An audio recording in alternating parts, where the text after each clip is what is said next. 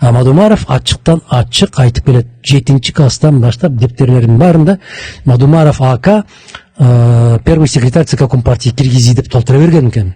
Ел алдында кооз сүйлөп, менден өткөн акылдуу жок деген Адахан Мадумаров президент болуу амбициясы тээ бала кезинде эле бар болгон экен.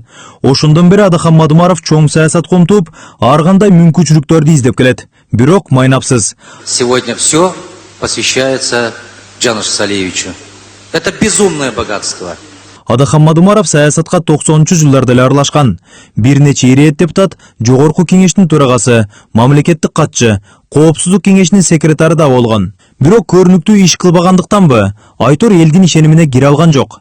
Кыргызстанды башкарам деп 3 ирет аракет кылып, президенттик шайлоого аттанып, баарында тең утулуп келет.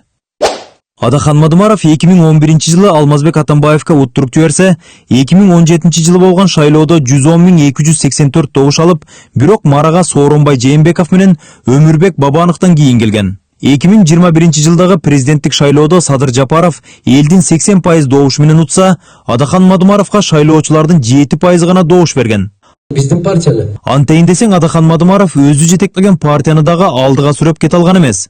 Ал башкарган Бүтүн Кыргызстан партиясы парламенттик шайлоодо аз эле добуш топтоп, араң жогорку кеңешке өткөргөн.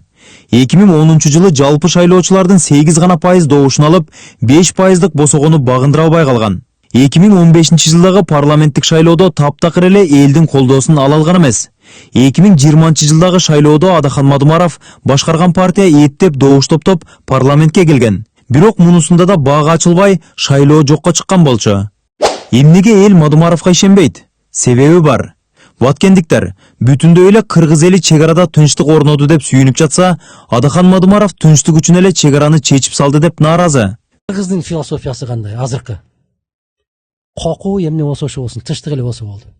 Эмне болсо болсун, тынчтык болсо болду. Бирок тынчтыктан адам өмүрүнөн маанилүү эмне бар? Ушундай кыялын билгендиктен кыргыз эли Мадумаровдун кооз сөздөрүнө ишенбей калган. Эгерде Мадумаров болбогондо 1000 адамдар окко учмагылы. Тынчтык маанилүү эмес деген Мадумаров 4 көчө боюнча протоколго кол коюлбаса, 1000 адам окко учмак деп кайра элге күйүмүш болуп калганы 200-дүлүкпү? Эскерте кетсек, Адахан Мадумаров коопсуздук кенешинин катчысы болуп турган маалда 275 метр узундуктагы 5 гектар жерди тажик тараптан 49 жылдык мөөнөткө ижарага алуу боюнча протоколго кол коюп мекенине чыккынчылык кылган. Ага 3 жыл мурда кылмыш жаза кодексинин 323 беренеси мамлекеттик чыккынчылык боюнча күнөө тагылган. 2024 жылы мөөнөтү өтүп кеткендиктен жаза чегерилген эмес. Кооз сүйлөп элдин башын айлантып манипуляция кылганды Мадумаров жакшы өздөштүргөн. Буга дагы бир мисал. Бир нече жыл мурда Кемпир-Абад маселеси жакшы чечилип жаткан маалда тескери маалымат тараткан. Өзбекстан ушул жерден чек ара өзгөрбөйт дегенде, мына ушул жерге келгенде могул талдардын бүтүндөй бүт баары ошол тарапка өтөт.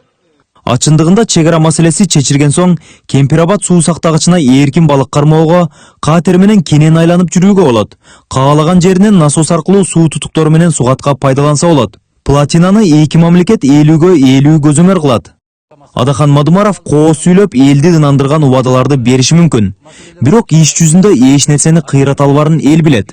Анткени мамлекетти башкарууда эң башкысы туруктуулук жана тынчтыкты сактоо.